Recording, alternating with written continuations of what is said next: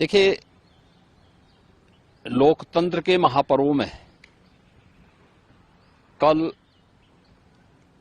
उत्तर प्रदेश की 8 सहित देश के 21 राज्यों की 102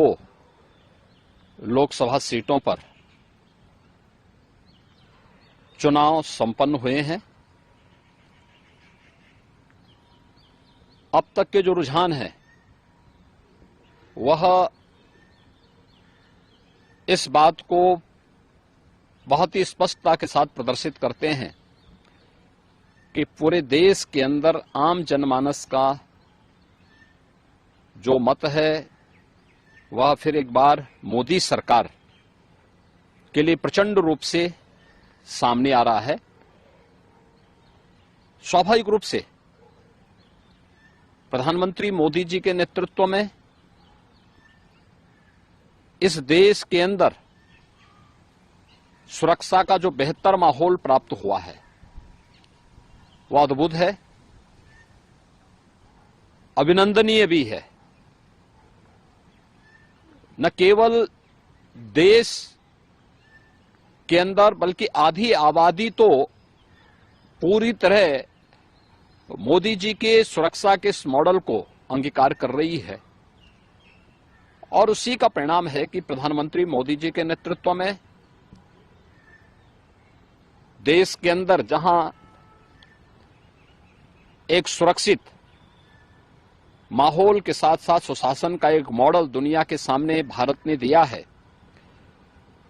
वहीं भारतीय जनता पार्टी शासित राज्यों ने भी मोदी जी के नेतृत्व में उनके मार्गदर्शन में सुरक्षा का एक बेहतर मॉडल देने का कार्य किया है। आपके सामने एक उदाहरण पर्याप्त है। अभी रामनवमी का आयोजन संपन्न हुआ है। भारतीय जनता पार्टी शासित सभी राज्यों में रामनवमी के उत्सव और शोभा यात्राएं सकुशल संपन्न हुई,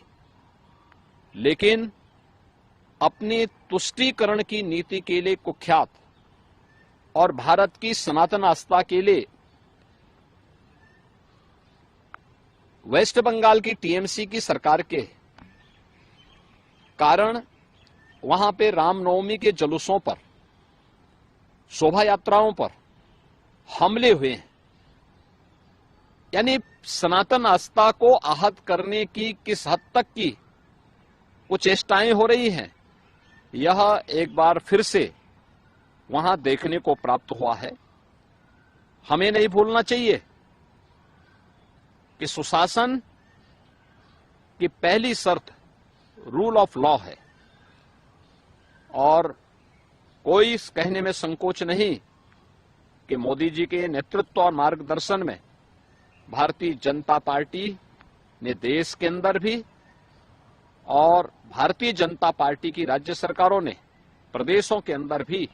सुरक्षा का वह बेहतर माहौल देने का कार्य किया है। और इसीलिए कल 102 लोकसभा सीट पर जो चुनाव हुए हैं, ये चुनाव 7 चरणों में इस मोमेंटम को इसी रूप में बनाए रखेंगे, ये मेरा पूरा विश्वास है।